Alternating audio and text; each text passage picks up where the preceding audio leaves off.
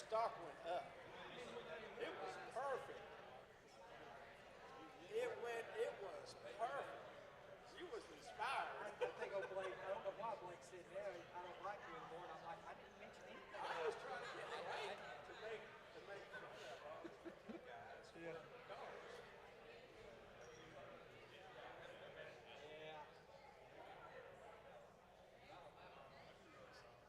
Put Alabama, Mississippi. Yeah. Alabama, both of them. Yeah.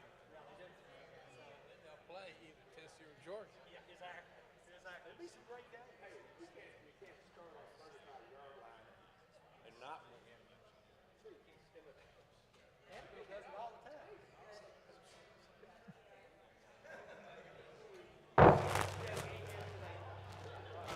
You or me?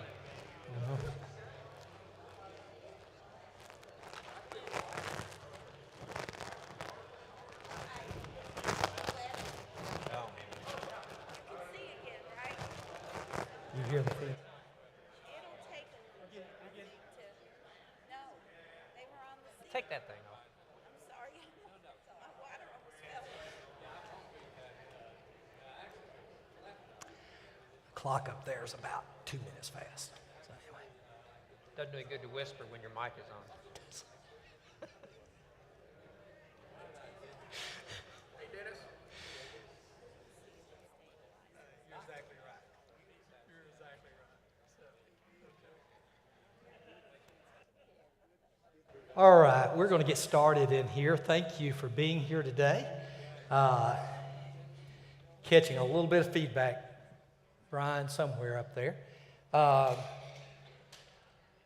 Let me say thanks to Lee last week. Lee was among those I was frantically calling last Saturday evening as I tested positive for COVID, saying, brother, you got it on your own next week. And he's like, okay. Instead of saying, no, can't do that, get somebody else, he said, hey, I've got this. And he did a fantastic job. Lee, thank you so much. It's helpful when you know you've got someone there who can just step in at a last moment notice and go with it. Very welcome.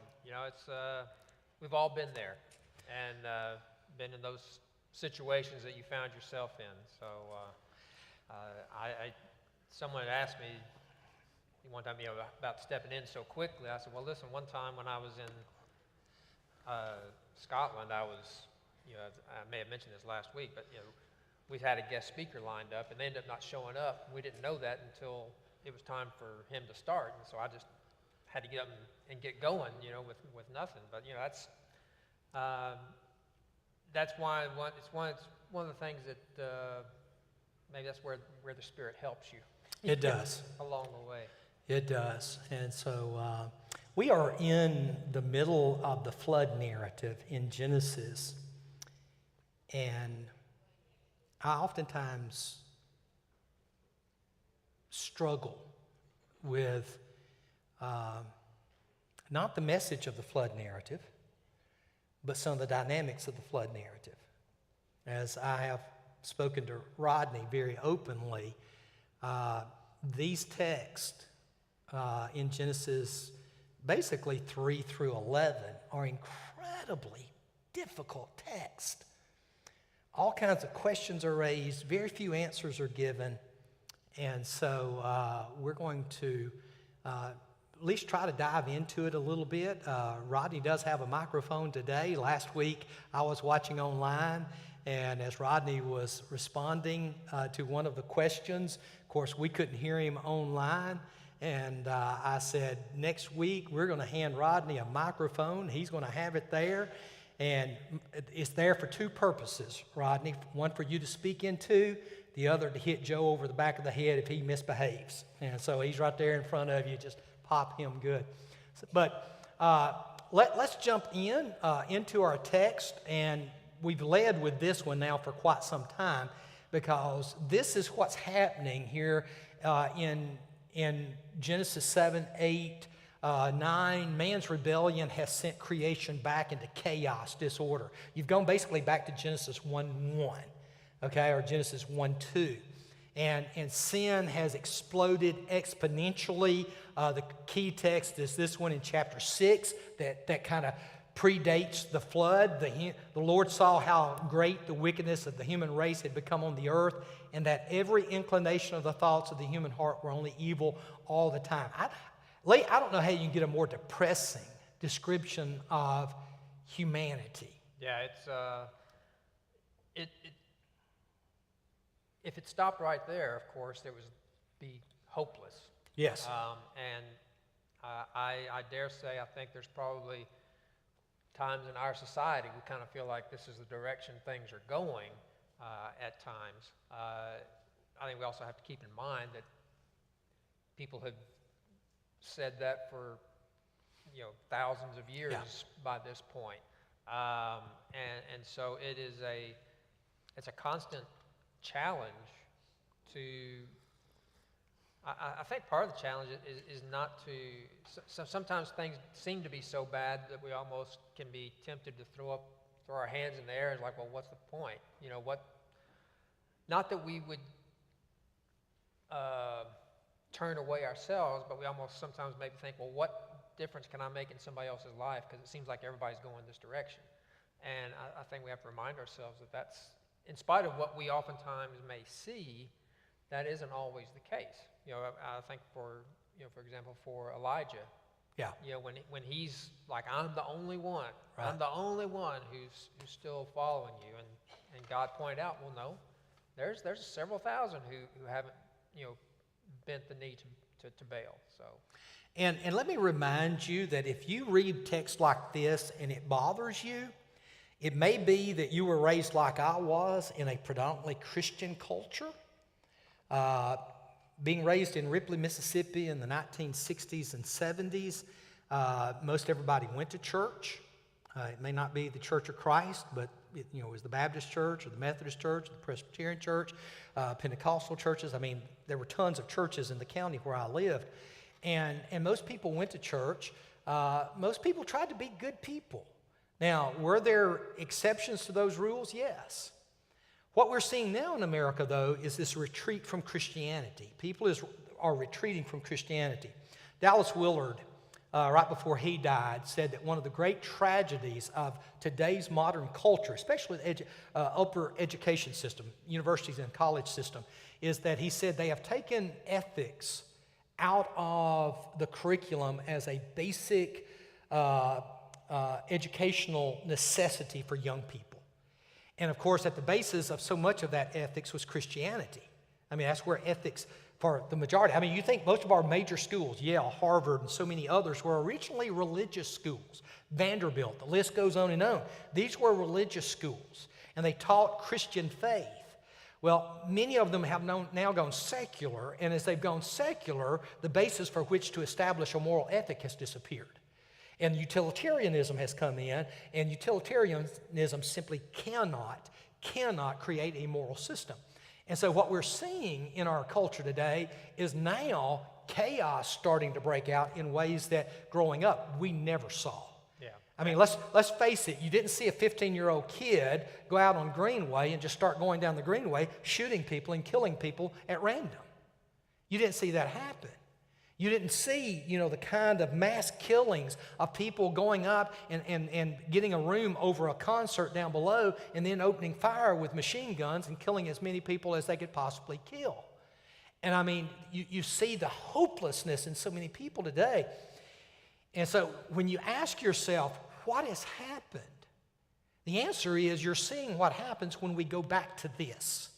That's what you see. When people become evil so that every thought and imagination is only evil continually. My dad used to say this, a man of incredible common sense. He says, son, why does it surprise you when evil people do evil things? Shouldn't surprise any of us. You see, because we were raised in a Christian culture 5, 6, 7 decades ago, we kind of thought that was the norm. It was not the norm. It was an exceptional time.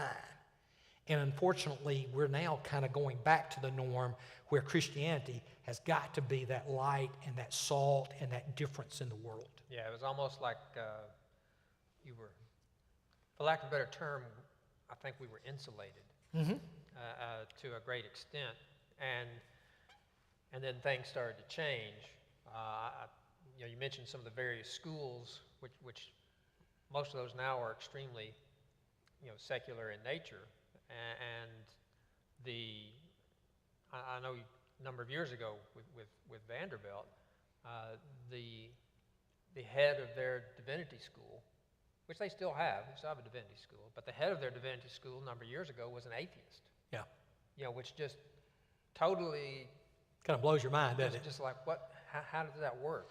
Yeah, and not only do you find that, but you also find, for instance, their premier New Testament scholar, who is at times a pretty brilliant scholar, doesn't believe in Jesus. And so it just kind of throws your mind. I'm reminded, Rodney, of the trip when I went over to Israel 4 years ago, and so many in our group were so amazed by our tour guide.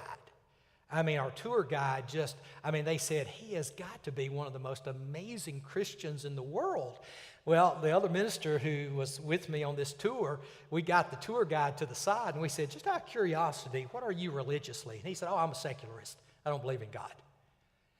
Now, he would tell you, right here's where Jesus turned the water to wine, right here's where Jesus ascended back to heaven, right here where Jesus fed the 5,000. Only problem is, if you had asked him point blank, do you believe any of that? He would have told you, if he's being honest, no, don't believe any of it. This is a job. You see the difference in the way it is in the world. Okay, again, last week, this is from up in Kentucky. That is the ark when it was being built years ago up there. I've not been to see it. How many, I know you raised your hands for that. Okay, several of you have been able to go see it. I've not gone to see it. My brother has, but this kind of, have you been? I have not. Okay, you have not as well. We may need to take a Saturday off and go up there and take a tour of that and see what it looks like. And so here's how we get into chapter 7. In the 600th year of Noah's life, on the 17th day of the second month, I'm always amazed at the preciseness. Yeah, that's always just, whenever I read that verse, I'm like, wow, that's just like down to the very day here. Yeah, you expect it to say at the 9th hour. I mean, it is just, but notice, on that day, all the springs of the great deep burst forth, the floodgates of the heavens were opened, and the rain fell on the earth 40 days and 40 nights. You didn't get to this slide last week, but this is one that I had thrown in. I don't know how many of y'all have seen this report that came out just recently. This was like last month. And I'll read it down here so that you can just hear it. Scientists discovered a massive reservoir of water stretching down 650 miles into the lower mantle, 3 times as much water volume as all the Earth's oceans combined. There is a massive amount of water deep down under the Earth's crust. And so if you go back to this verse, look at the language there. Notice, the great deep burst forth. And so, if you're like, where did God get all the water that flooded even the highest of the mountains? There's way more than enough water on the earth to do that, okay? We just need to realize that's not a problem. Of course, even God can make as much water as he wants on that one. So, but I thought that was a fascinating study. That just came out literally about a month ago. And scientists are just amazed at how much water is underneath the mantle. And so on that very day, Noah, his sons, Shem, Ham, and Japheth, together with his wife and the wives of the 3 sons, entered the ark. And so I don't know if you covered this last week. Shem, Ham, and Japheth is not in order of birth. Ham is the youngest one. Yeah, I didn't cover that. And so I don't know why they're listed in that order. Rodney, any reflection on why they're listed in the order that they are? I know Shem is where the Jews are going to come from, the Israelites. Push the button. No, you should be ready to go. Brian, you up there? Am I ready to go? Can y'all hear him? Can you hear me? Yeah, they can hear you. Oh, okay. Just a personal opinion, I think Shem, being the father of the Hebrews, is listed first because of that. That's just a guess on my part. Okay. So next time, Rodney, just a little bit closer to your mouth next time. How about that? Yeah, that'll get good. Like a rock star? What's that? Like a rock star? There you go. You got real loud then. Absolutely. Juanita, next time, just grab it and put it right up there to him, okay? Yeah, it looks like they're literally touching it when they're using it. And so they enter into the ark. I want to remind you, because you did cover this one last week, years and years ago, I was required in graduate school to read the Epic of Gilgamesh. One of the things that you'll notice is that several decades ago, digging over in modern-day Iraq, they uncovered the Epic of Gilgamesh. And it's basically called the Babylonian flood story. And if you go and get that, you can go online and just Google Epic of Gilgamesh. It'll pop up. You can read the whole thing for yourself. But what you'll notice is that there is no way, at least in my thinking, that they're not talking about the same thing. Now, how did one get to where it is? Because there are differences in them. But how did they, get divergent? But how did they have the same common ancestor? I don't know. Other than it is the memory of the flood that causes the Babylonians to write it as well as the Israelites. A lot of the same things. Of course, there are some things different. In Genesis, one God. In the Epic of Gilgamesh, multiple ones. In Epic of Gilgamesh, this is a group of gods that decide to destroy the earth, whereas in Genesis, it's one God. Ea, one of the gods, acts alone in warning, and you tried to pronounce this name last week, and I thought you did a terrible job of it. Yeah, I'm sure I did. I'm not sure anybody. Rodney, pronunciation? Yeah, here's my belief on this. We know the story happened, and then, of course, the 8 people left over then would pass the story on to their children and children. As the populations spread and as the nations developed, they developed their own gods. And as they did, they remembered the flood story, but it kept changing. You know the story of how a teacher did this in our class in the 4th grade. She whispered a story to the person in the front row, and 30 students later, then that person repeated the story. It wasn't even close, right? But there were some similarities. And so there's a wonderful book by a man named Alexander Heidel, and he shows that the differences are more severe than the similarities. And then God revealed to Moses the real story again. Right. And that's the only thing that really makes a lot of sense to me. But that's how the stories would have changed. That would explain the similarities and the differences. And the differences, yes. So, is there any significance in that point number 3 on the slide where it lists the name that I can't pronounce? Is there any significance in the fact that the start of it is UT after yesterday? All right. Notice the next text. They had with them every wild animal according to its kind, all livestock according to their kinds, every creature that moves along the ground according to its kind, every bird according to its kind, everything with wings. Pairs of all the creatures that have the breath of life came to Noah. One of the questions that oftentimes people ask is, how did Noah and his sons go out and capture all these animals? And that's not what happens at all. Yeah. God calls them. And when God calls, the animal kingdom responds just like we do.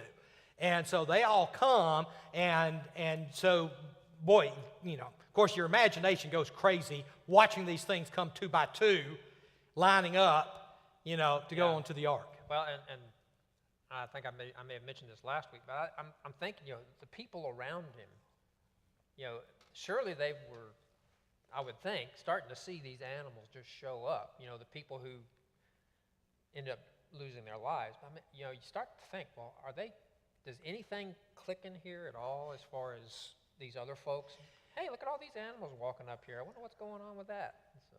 Yeah, again, one of the things you can do in the Noah flood story is ask a billion questions. Again, not the concern of the inspired writer. I mean, God is simply telling a story here about him beginning the redemptive process. And then notice the last line up there, then the Lord shut him in. God shut the door. How did Noah seal that door? God sealed the door. We don't have to worry about that.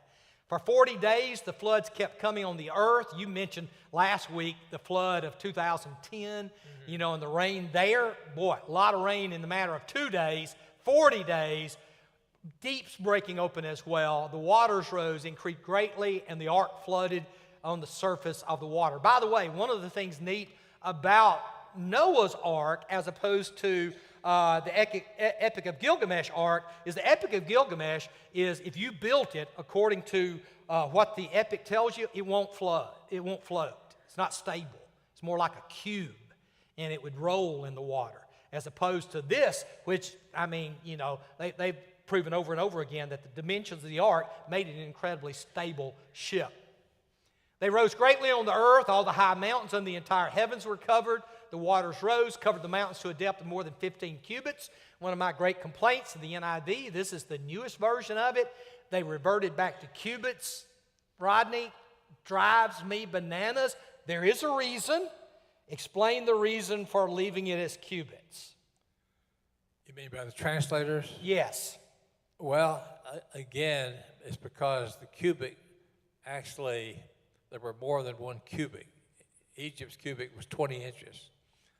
So you have cubics running from 15 to 20 inches, and therefore the standard cubic in Israel was about 18 inches.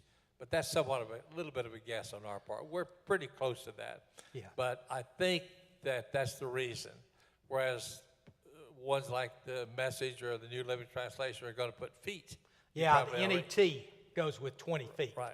And so that, again, it's even those versions that put cubic sometimes will have footnotes. Yes. And we'll try to say roughly this is the equivalent. Let me throw one other little point in. The word for the ark is teva, and it only occurs one other time. The Ark of the Covenant is a different word. Right. It's a word that means a box with a lid on it, like a coffin is the same word for the Ark of the Covenant. But this, the word really has to do with the shape. And the only other time the word's ever used, I hope the audience is ready for this, is Moses' little basket he's put in exactly. Those are the only two times that it's ever used. So it's the shape. It's probably parallelepiped. It's probably like a shoe box to some degree. All right, yeah, okay. The only other time the word's used in the Hebrew is with Moses being put in the basket, that little boat that saved his life when he was born. Again, the NIT goes ahead and NET translates it 20 feet. I wish the NIV would do that. It frustrates the daylights out of me. I hate trying to translate cubits. I don't know about you, but whenever somebody says, yeah, they were going, 120 kilometers an hour, I don't have a clue what that means. Translate that into something I understand. And so I wish the NIV would do that. And so all the animals that were not in the ark, they perish, everything. Notice the last line, every living thing on the face of the earth was wiped out. People, animals, creatures that moved along the ground, birds were wiped out from the earth. My assumption, Lee, is that this wasn't the case with the fish. Right. Yeah, I would, as you say, assuming that, fish are going to be, hey, this is fun. Yeah. Hey, we're enjoying this. Yeah, more water than we've ever had. And so God never mentions the fish in the process, just the animals that are on the land. And that, again, just one of the little side notes that you may never notice, but the fish, the whales, the porpoises, and things like that are assumed to be able to survive the flood. And so only Noah was left and those with him in the ark, and the flood and the waters flooded the earth for 150 days. Why that long? Why that long? Make sure everything was done. Make sure everything, I think that's the answer. By the way, do you know how long a baptizer is supposed to hold somebody under the water? 150 days? Not 150 days. Till the bubbles stop coming up, okay? People go, what? It's a Fried Hardman joke. Hold them under until the bubbles quit coming up. All right, but seriously, I think you're right. I mean, it's almost as if God's saying, it was clean. Yeah, we made sure. And then you get that beautiful phrase there in chapter 8, but God remembered Noah. And all the wild animals and the livestock that was with him in the ark, and he sent a wind over the earth and the waters receded. I don't know where you are on this, Lee. One of the things I want you to notice that he sent a wind. The Hebrew word for wind is ruach, same word as for spirit. There's one translation that I like on this one. I don't like the NIV because I don't think it's wind. Now, do everybody else, all the other translators disagree with me? Yes. Okay, so I'm in a major minority. But I put NIV. It's not the NIV. It's the ISV. I apologize for this. But the ISV, notice, says God's Spirit moved throughout the earth, causing the flood waters to subside. And the reason I go with spirit instead of wind is that I believe that what you have here is a recreation of Genesis 1, verse 3. Earth has been returned to chaos. There's the deep, just like it was in Genesis 1, 2. And of course, in the deep, you have the Spirit of God hovering over the waters, and then out of that, creation roars back. I think that's what's being repeated.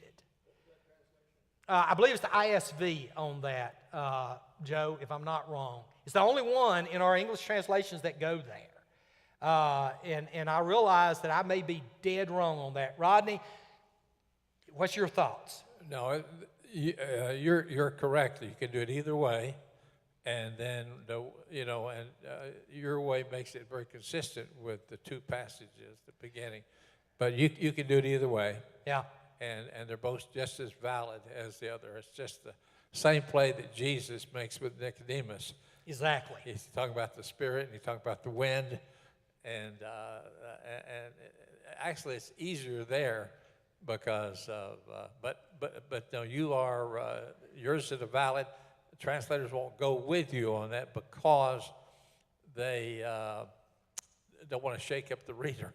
They don't want to have too much confusion, so they'll stay traditionally sometime. Yeah. Joe, you was going to say? This makes it clearer.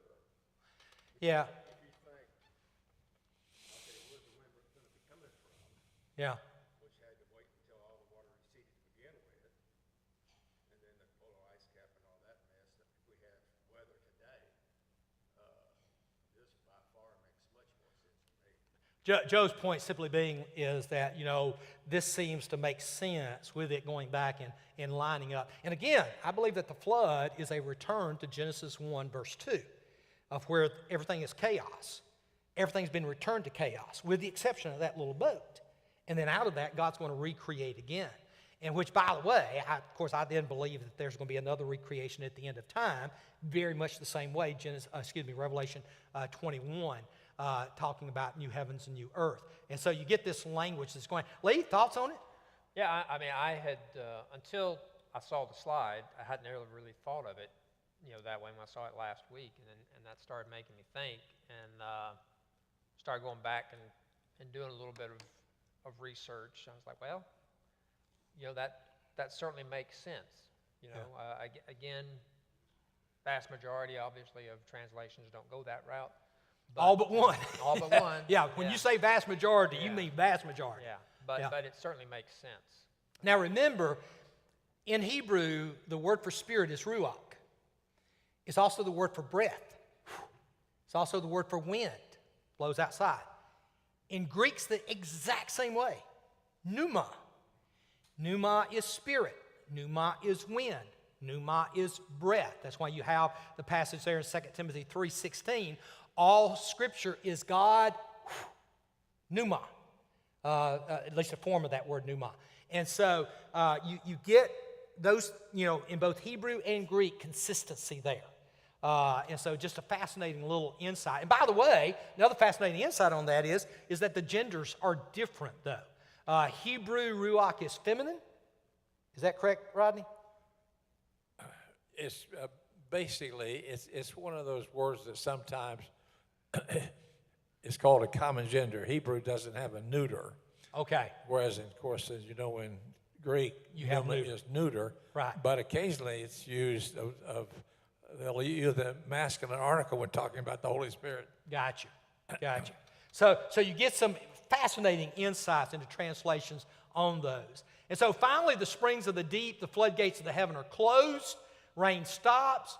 Water starts to recede. At the end of 150 days, the water had gone. 150 days rain, water's rising. 150 days, water's going down. Just a fascinating consistency all the way with that. And then on the 17th day of the 7th month, there we go again. Yeah, I mean, just amazing, just the nailing it down to the specific day, the specific month, and then it comes to rest on Mount Ararat, which I can't remember now what mountain supposedly it landed on in the Gilgamesh one. I don't remember that one right offhand, different mountain in the Epic of Gilgamesh. Yep. But there it is. It comes to rest. So and Mount Ararat. Here's a map. If you're into maps, June Chapman hates maps. Okay. I am so glad for GPS today, because the first time June and we just gotten married, we were going somewhere. I handed her a map. And I said, "Where do we turn next?" And June starts turning the map. Okay? And I'm looking over, and the map's upside down. And I'm like, "Baby, if you'll leave the map right side up, we'll get there." She's like, "You told me to read it. Would you leave me alone?"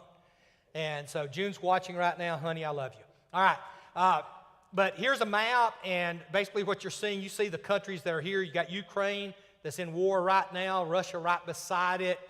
This is down in the easternmost part of Turkey is the Ararat Range. I'll try to say that. And so, now, Rodney, have you ever been over there? No, I've been offered to go, but I haven't gone. But I teach a lot about this area. It's just north, actually, almost directly north of Nineveh and Assyria. Right. And it's the Akkadian name was Urartu, but the reason it comes out Ararat is it's East Semitic, West Semitic sometimes change the vowels around. Okay. And so we transliterated from Hebrew, Ararat. And one thing I'd like to note is the fact that it didn't land on Mount Ararat, although it may have. It landed in the mountain range of Ararat. That's right. This is a whole range of mountains up here in the eastern part of Turkey, and it landed in that mountain range. It doesn't tell us. In fact, we like to say, well, it's Mount Ararat. You get a problem there. It's the mountains of Ararat. And so it'd be kind of like saying, well, it landed on the Smoky Mountains. Okay, which mountain? Well, it landed on the Smoky Mountains. The Smoky Mountains is a range of mountains. And so to say that you can pinpoint the Smoky Mountain, there is no such thing as the Smoky Mountain, and there wasn't at that time Mount Ararat by itself. It was simply the range of Ararat. And so something just to be aware of.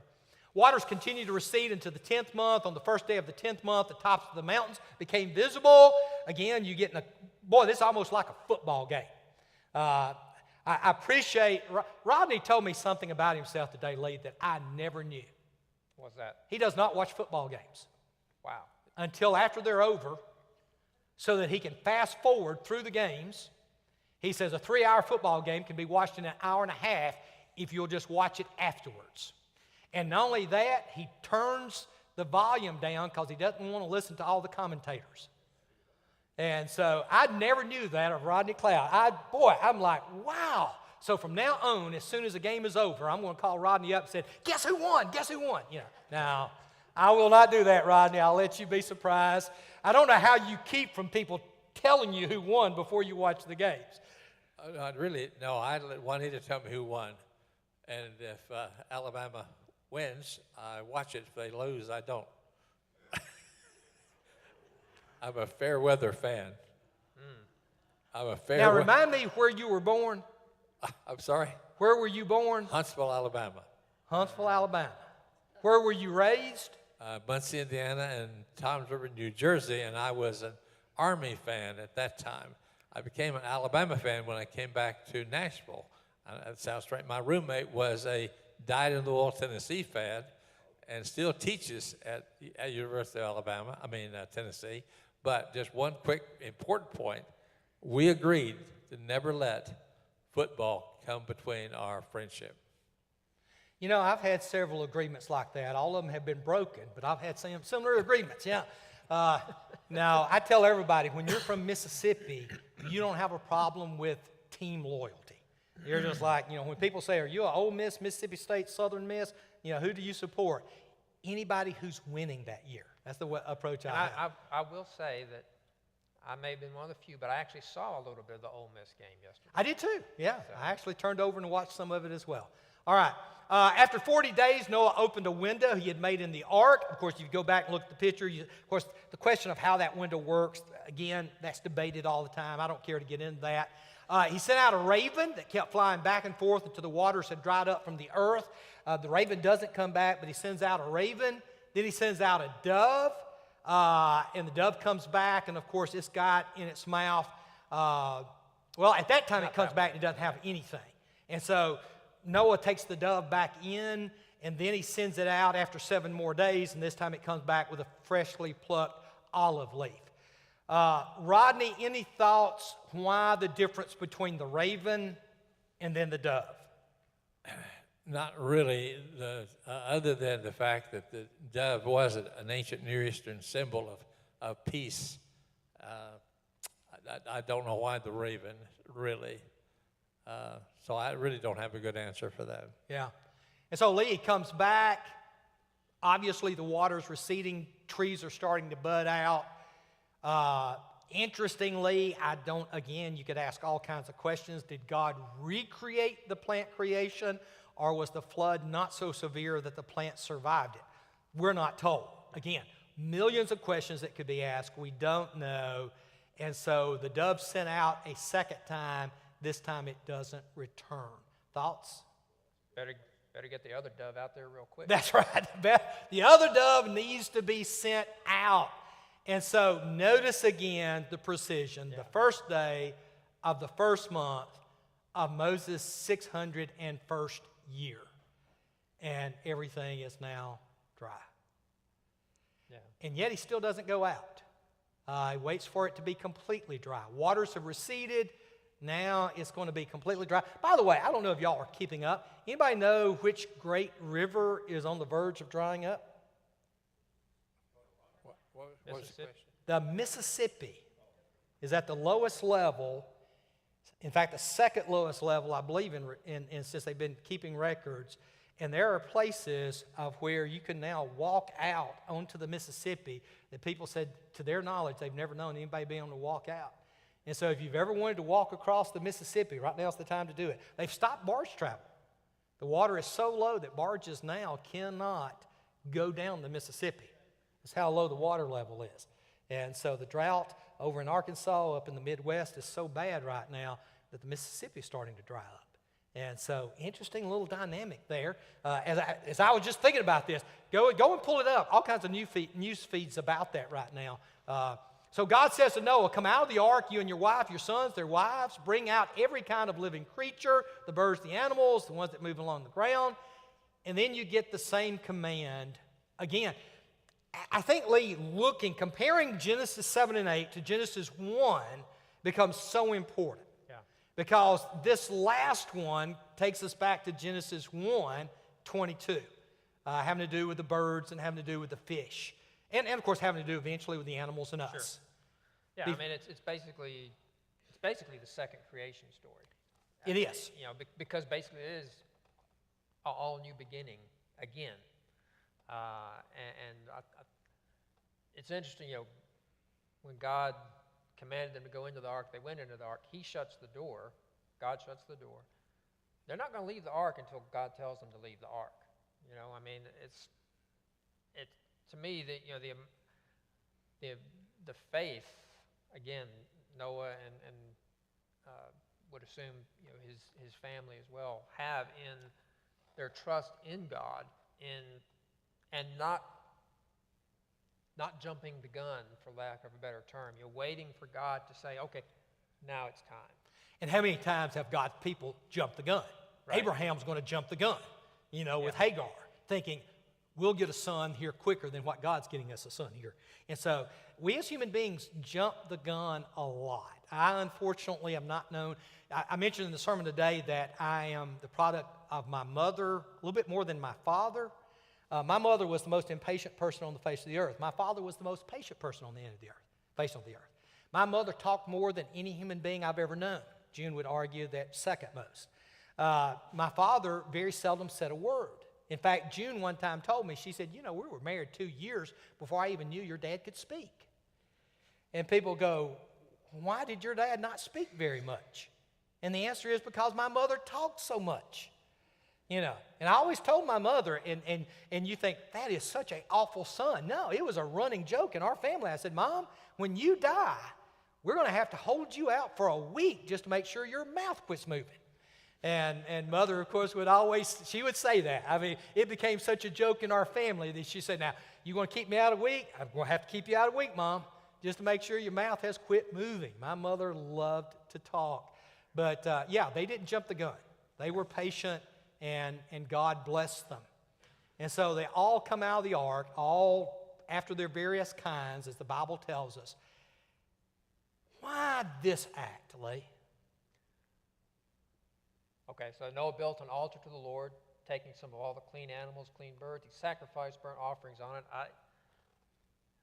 I think, the act of thanksgiving, of God had provided. He continued to provide, and Noah is offering I think a sacrifice of thanksgiving, a sacrifice of praise, to God. Yeah. Rodney, question to you. No explanation of what made animals clean or unclean has been mentioned in Genesis. Genesis assumes that the readers understand the difference. And it's not until we get over into the later parts of the Pentateuch that Moses is very clear, here's what constitutes clean birds and unclean birds, clean animals and unclean.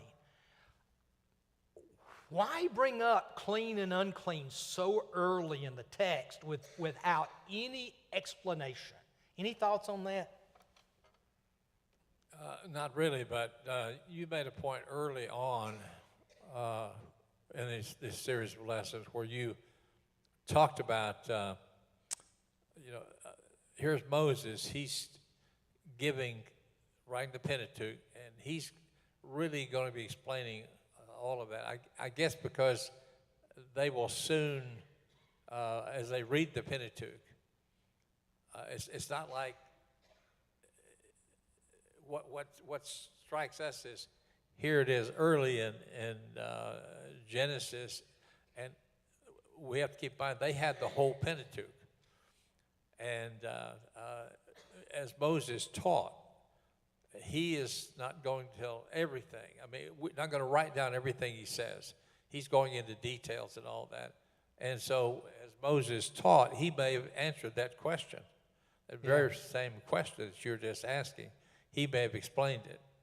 Now, as we read along and we think, oh, this happened hundreds and hundreds of years before they find out, no, that's not the case. The point you made was that Moses wrote it, and probably there were many of the very questions you say that we're not answering, Moses may have had to answer. Absolutely. And could have. But it would have been like the Encyclopedia Britannica, which was, would have been very difficult for them to pass on.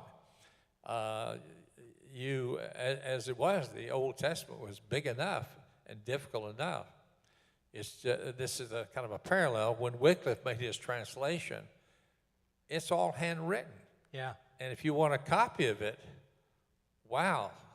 One guy bought, I think it was 1 Timothy and maybe a chapter of 1 John, and it cost him a wagon load of hay for the scribe to transcribe it. If he'd done the whole Bible, it would have cost him a giant field. I don't know if that makes any sense or not. Yeah. And while I got this break, I was asked a question from someone in the audience about back in where you started today about the verse in chapter 6 and chapter 7, where it talks about in chapter 6 about how wicked the world was in verse 5. I think the Hebrew is unbelievably clear that every single person destroyed was wicked. And the word there, even every imagination, the world had become so wicked. So that question, I was asked that question and just wanted to kind of comment on that. Yeah, very, very great question. And by the way, one of the things we need to realize is that in a culture where every thought and imagination is wicked, Children are taught wickedness at an incredibly early age. I think sometimes it shocks us when the Bible says, okay, you need to kill everyone. You know, when Moses goes into the land and they're going to be told, you need to wipe them out. And we go, why would they kill the children? You know, that doesn't make any sense. In a culture that evil is ingrained in. Y'all remember when we were fighting ISIS in Iraq, and ISIS leaders were taking their little children out and letting them watch them behead people to show what you do to people who disagree with you? When you are indoctrinated at 6, 7, 8 years old, I think sometimes we just don't realize how incredibly difficult it is to reverse that. And so you see God, as Rodney said, destroying everything, because every thought, every imagination is only wicked all the time. Yeah, I think you're exactly right. Okay, we've got about a minute more. This goes back, of course, the offering in chapter 8 goes back to chapter 4 with Cain and Abel making an offering to God.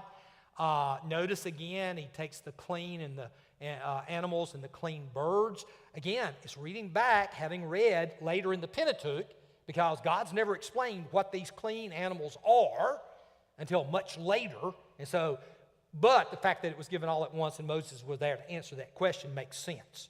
It does. And so, you may assume that, Joe, but, we have no evidence of that. Yes, Noah would have known. Yes, your question is, yes, Noah would have known what's clean, what's not. By the way, how many pairs of clean animals? 7. And so one of the things you have to realize is that there were 7 pairs of the clean, only 1 pair of the unclean. And I'm assuming the birds were the same way, in that you had birds that were unclean, vultures, eagles, and things like that. Only 1 pair, as opposed to the doves, where there would have been 7 pairs. And so Rodney's answered that beautifully. Appreciate you doing that. And then, of course, God smells it and then makes a promise, I'll never do this again. I'll never destroy humans like this again, even though every inclination of the heart is evil from childhood. I'll never again will I destroy all living creatures as I have done this time. Now, there's a judgment coming at the end, yes, but not in the sense of another flood. And then he ends, of course, Lee, with this. So if you would, kind of walk us through this, and then our time is up. You can lead us in prayer. Sure.